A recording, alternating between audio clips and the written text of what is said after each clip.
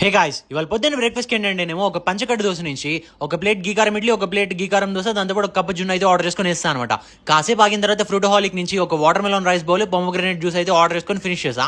లంచ్కి ఏంటంటే నేను కేఎఫ్సీ నుంచి ఒక రైస్ బాక్స్ మీల్ అయితే ఆర్డర్ చేసుకున్నా. రైస్ బాక్స్ దాంతో పాటు చికెన్ టెండర్లు, ఫ్రెంచ్ ఫ్రైస్, ఒక హాఫ్ లీటర్ పెప్సీ వచ్చింది, వేసేసాం అనమాట. దాని తర్వాత ఒక గంట తర్వాత ఏం చేసామంటే ఒక శాండ్విచ్ ఆర్డర్ చేసాం. ఈ పన్నీర్ శాండ్విచ్లో మాత్రం ఆ గ్రీన్ చట్నీ చాలా బాగుంది అందుకని మంచి టేస్ట్ అయితే వచ్చింది. సాయంత్రం జస్ట్ బయటికి షాపింగ్కి వెళ్ళాను. అక్కడ ప్రింగిల్స్ అని ఈ మర్మర లడ్డు కొన్నా. ప్రింగిల్స్ జస్ట్ 40 రూపీస్ కొన్నా అనుకున్నా. బిల్ కౌంటర్ దగ్గరికి వెళ్ళి చూస్తే అది 175 రూపీస్. సర్లే ఏం చేస్తాం అని చెప్పేసి బిల్ చేపించుకొని వచ్చేసి తినేసా అనమాట. డిన్నర్కి ఏంటంటే డిఎల్ఎఫ్ దగ్గర ఉన్న మర్హాబాకి వెళ్ళా. అక్కడ ఏంటనేమో పుల్లట్లు, చికెన్ కర్రీ ఇదైతే ఆర్డర్ చేసుకుని తిన్నా. దాని తర్వాత పక్కన ఇక్కడ చీజ్ కేక్స్ అయితే బాగుంటాయి, అందుకని క్యారమిల్ అను స్ట్రాబెరీ ఉన్న చీజ్ కేక్ అయితే ఒకటి ఆర్డర్ చేసుకుని ఫినిష్ చేశాను అనమాట.